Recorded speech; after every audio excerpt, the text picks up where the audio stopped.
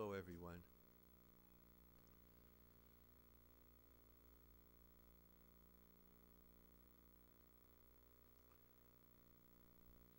When I think of Paul, I think of an upright person.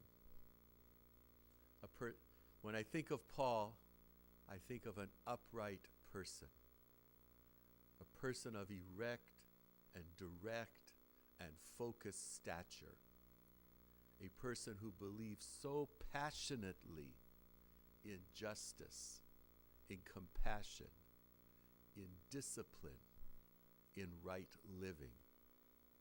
That's the person I knew around the Torah table for over 25 years.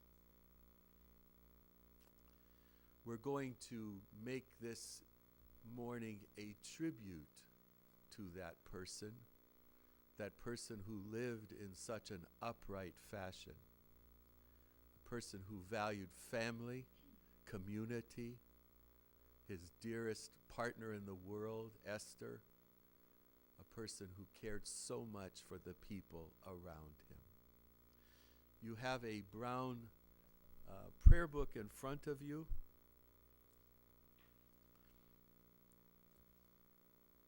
The psalmist is the person we turn to always when we are in times of spiritual, emotional distress. He brings us comfort when comfort is available to us. And when comfort is unavailable to us, he brings us even more comfort, if we but delve into the meanings that the psalmist intended. Would you turn now to page 11, at the bottom of the page? I lift up mine eyes unto the mountains. What is the source of my help? My help will come from the eternal, maker of heaven and earth. Cantor Jessica, the cantor of our synagogue, will lead us in Esa Enai.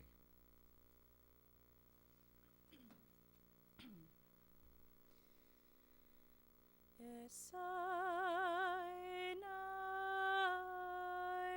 el Heharim me'ain Yavo Ezri. Esa Enai el Heharim me'ain Yavo Ezri. Ezri me'im Adonai ose shamayim va'aretz. Ezri me'im Adonai ose shamayim va'aretz.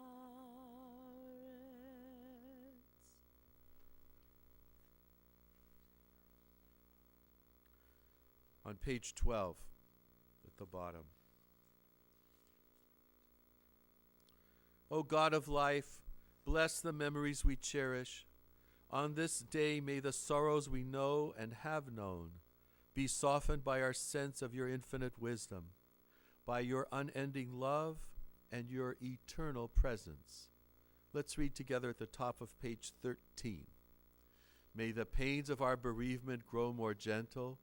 Let them be transformed into gratitude to our dear ones who have died and tenderness to those who are with us. Mizmor LeDavid, a psalm of David. Adonai is my shepherd, I shall not want. God makes me to lie down in green pastures, leads me beside the still waters, restores my soul.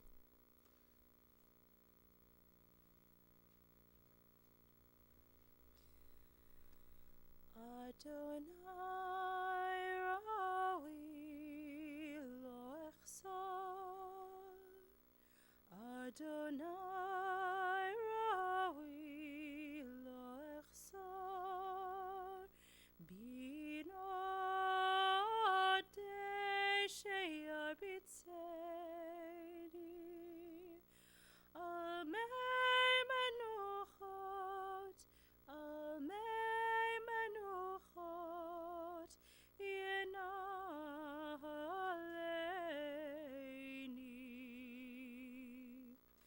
Nafshi shovev, Yishovev, Yancheni b'magelet tzedek, Yancheni b'magelet tzedek, leman shemo.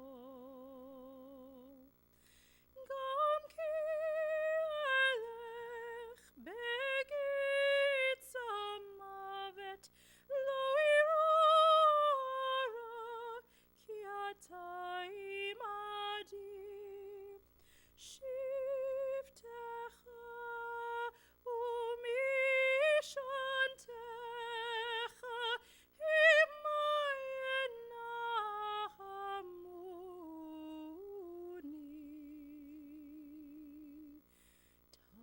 Taroch lefanai, lefanai, Shulchan neged sorirai, Dishanta v'shemen roshi kosi revaya. Ach tov chesed yirdefunni, kol yemi chayai, kol yemi chayai. Veshavti bevit Adonai leorech yamim. Adonai ravi lo echsar. Adonai ravi lo echsar.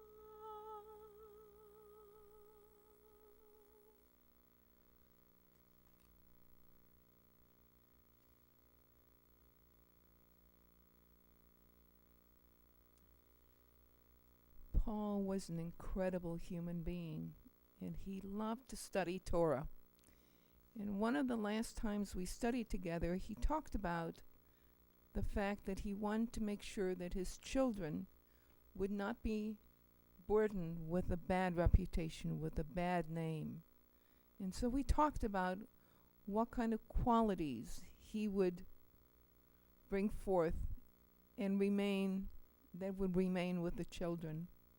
And for him, a good name was the most important thing.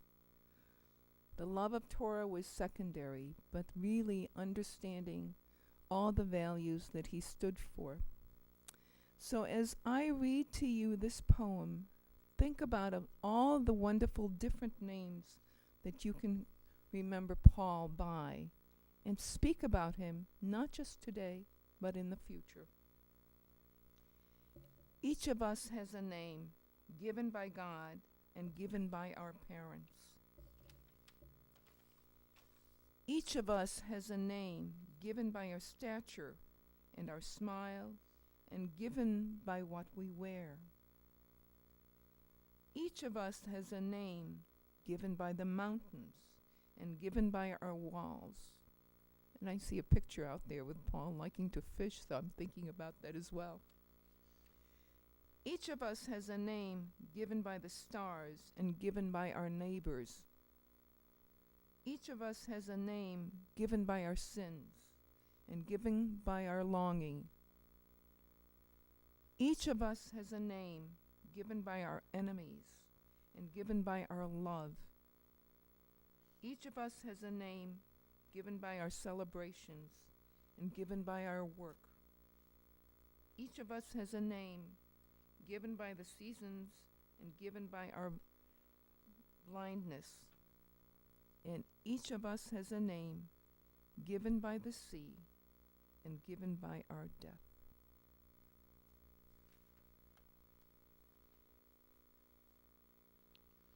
Thank you so much, Gila.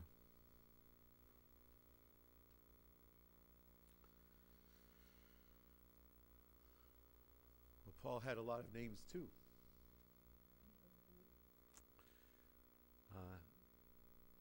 I want to tell you a little bit about his family, about his background, how he was raised. His mother, Bella, his father, Louis, which I guess you've done some research, Roberta. His name was Abraham Louis, right? Abraham. He died when Paul was just about finished with high school and about ready to go to college. And, you know, in those days there was really not much of a safety net. And the family, which had lived a very comfortable middle-class life, was greatly reduced in their circumstances. He died, by the way, of a skin disease. And this skin disease was one that, I guess, according to what I'm told, is the only skin disease that can actually cause such a death, and it was untreated and unknown. It happened very quickly. But it does have a role in Paul's quest to improve human life. It does have a role in his desire to treat human beings in a comforting and helpful way. Their family moved very quickly, of course, because there was no more breadwinner. And in fact, they moved next to a synagogue, a little apartment next to a synagogue. And there Paul very faithfully said Kaddish 3 times a day for his father during the entire year, or 11 months of mourning.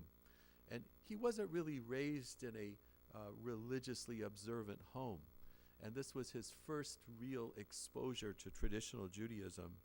And it was a very important thing for him, and brought him into the mainstream of the Jewish community. He always was part of the Jewish community, of course, but he didn't know very much about Judaism, and you'll find out that he actually wasn't bar mitzvah. And that was a thing that he felt very keenly. And later in life, as an adult learner, maybe in his 40s or 50s, I don't know how old he was, he celebrated his adult bar mitzvah at Temple Israel of Hollywood with Rabbi Nussbaum. And that's in a period that really adult learning wasn't very common. And certainly you didn't hear much about adult bar and bat mitzvah. So that was very, very precious to him, very important to him. Those of you who know Paul know how, what an engaging person he was, and how intelligent, and his interests were so far-reaching. And he made very, very dear friends. And I'm happy to tell you that his friends, many of them are still on this planet, and still in touch with him. Not all of them are here, of course, today, but I want to particularly mention David Murdoch, a dentist in San Diego, and Herb Auerbach, a lifelong friend who's right there, who lives in the valley. And there's several other people, but I believe your relationship is one of the oldest and most enduring, over 7 or 8 decades. So that's quite an achievement. These are very dear friends. Max Shapiro, another individual who was Paul and Esther's best man at their wedding.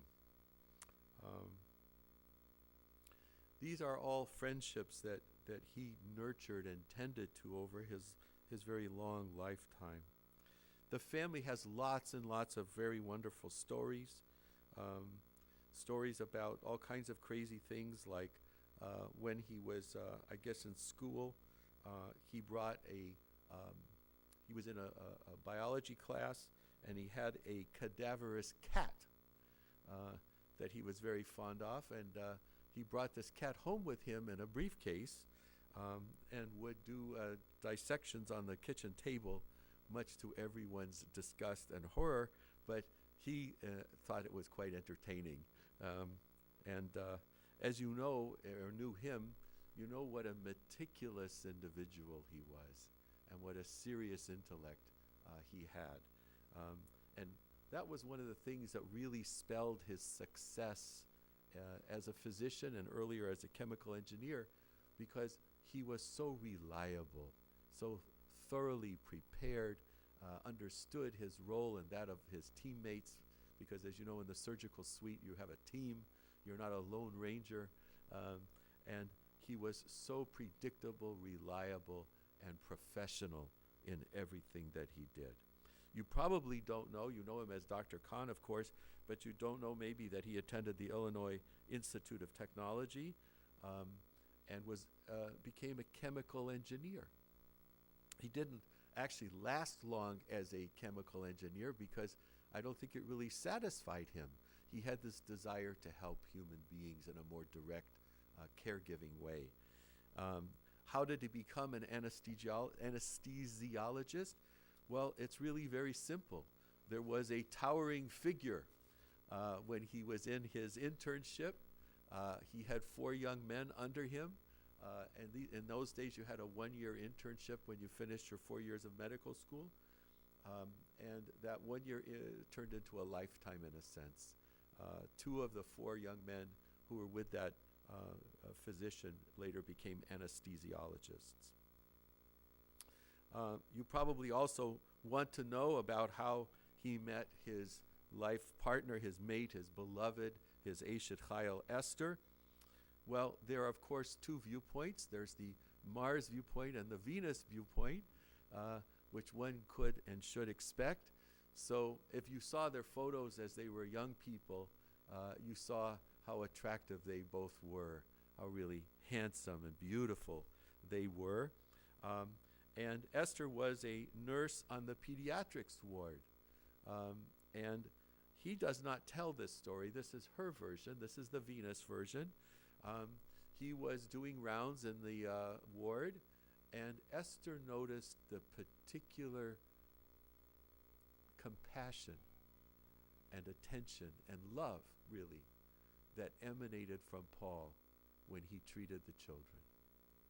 And as I was telling some of the grandkids last night, we are on a very surface level in our society, and we think that everything is about looks. Looks don't hurt.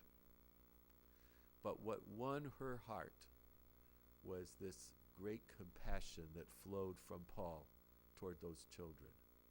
And he didn't know it, but she was done. She was cooked. He noticed her in a different setting. He doesn't remember this. He noticed her at a dance at the hospital. Because he was focusing on those kids. His mind wasn't on the nurses.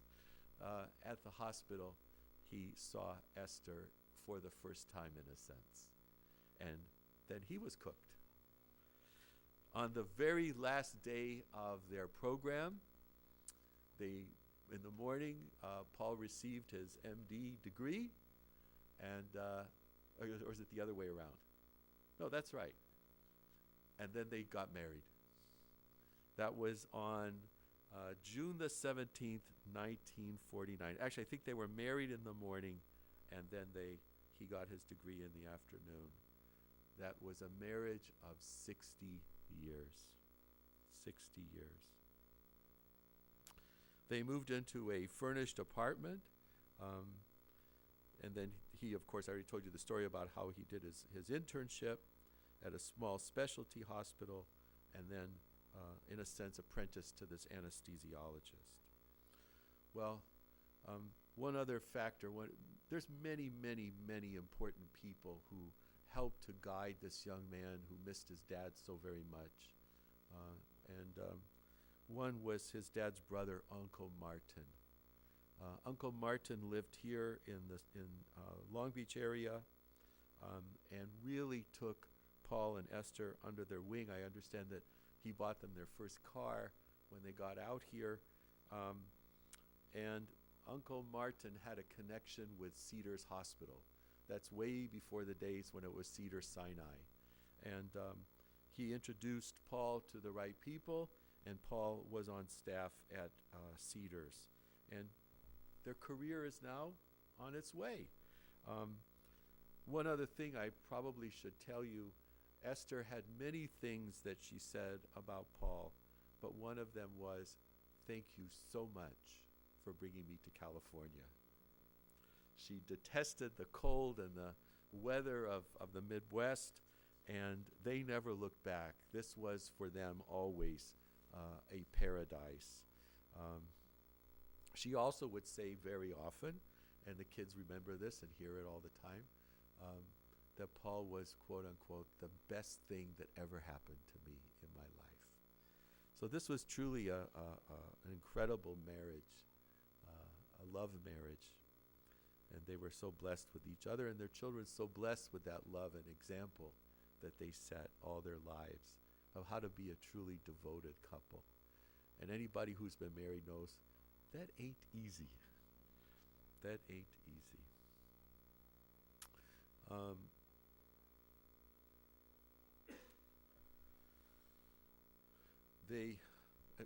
There's another little cute story, an example of how cold it was in Chicago. Apparently once Paul was driving in the city, and a fellow all of a sudden opened the door and jumped in the car in the passenger seat. And he said to Paul, "Don't be afraid, I won't hurt you. I was just so cold, I needed to get out of the cold for a minute." So it's just an example, and Paul loved to tell that story.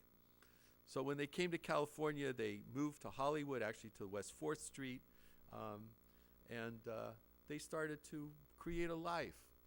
There, of course, was sadness and disappointment. There are no lives without sadness and disappointment.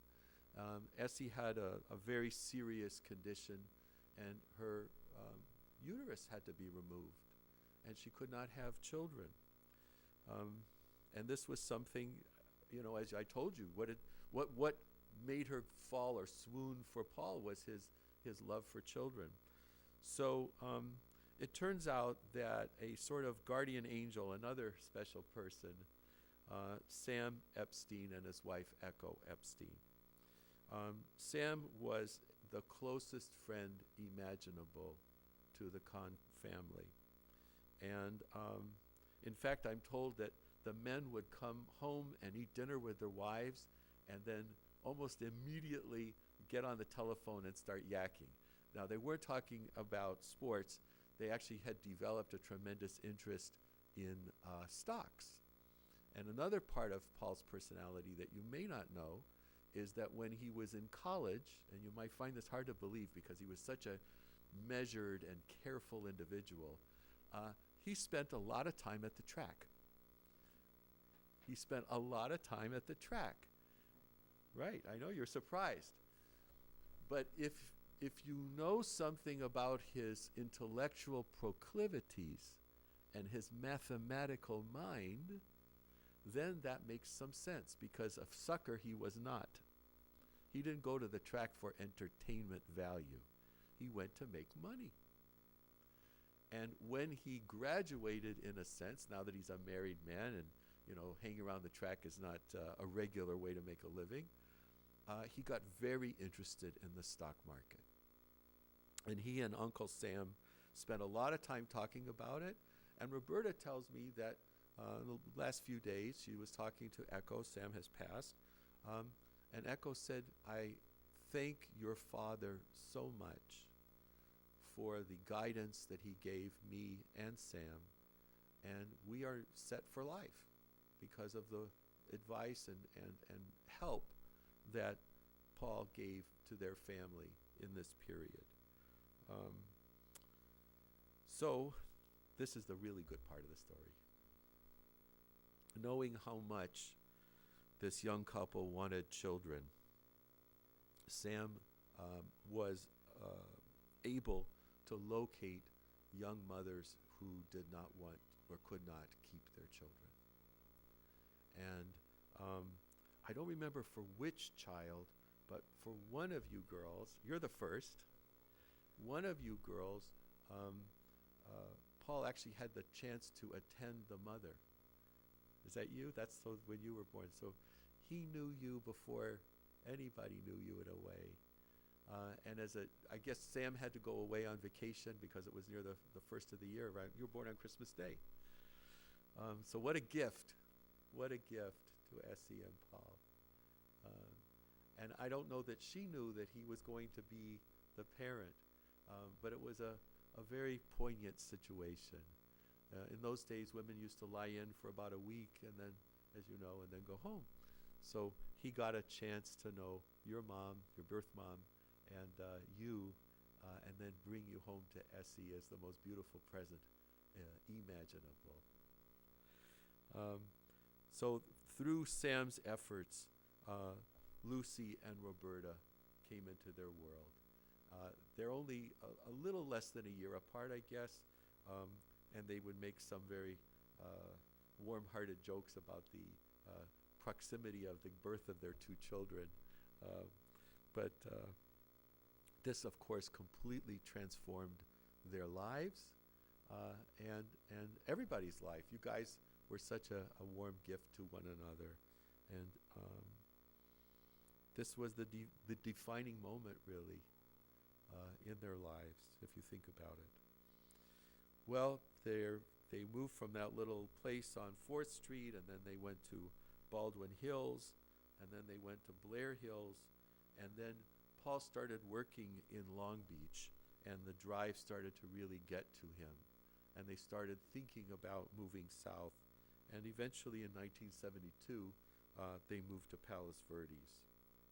But in the meantime, they became active at Temple Israel, as I mentioned, in Hollywood, and it is a bit of an irony that we're here at this cemetery, which is owned by Temple Israel. The girls are involved in Hebrew school and all kinds of things going on over there. And their schooling, Essie and Paul were very, very concerned about their daughter's schooling. And one of the things, and I knew this years and years ago, Paul was not an elitist in any way. But when you're so smart, you are anyway. It just is a reality of life. And he wanted his kids to have every advantage possible for them.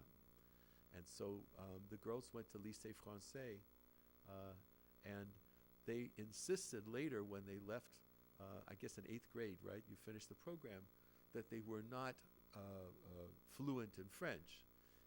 And one of you, I think it was you, Roberta, remembers an interview with your new high school counselor where you insisted that you were not capable of speaking French and that you had all these limits. And then the counselor pointed out to you that you were speaking entirely in French.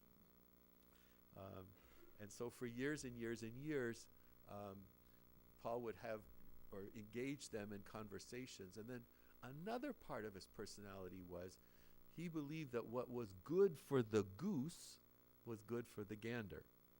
So he also took French lessons, and they took many, many vacations in France so that their children and they could speak French.